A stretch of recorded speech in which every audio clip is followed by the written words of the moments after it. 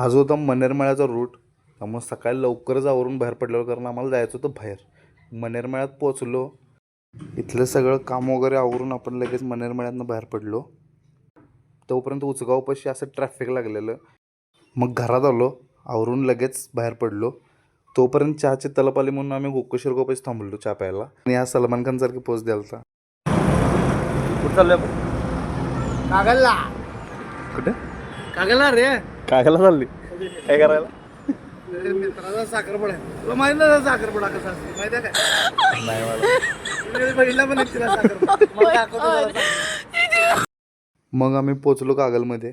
पहिला शिवाजी महाराजांचं दर्शन घेतलं.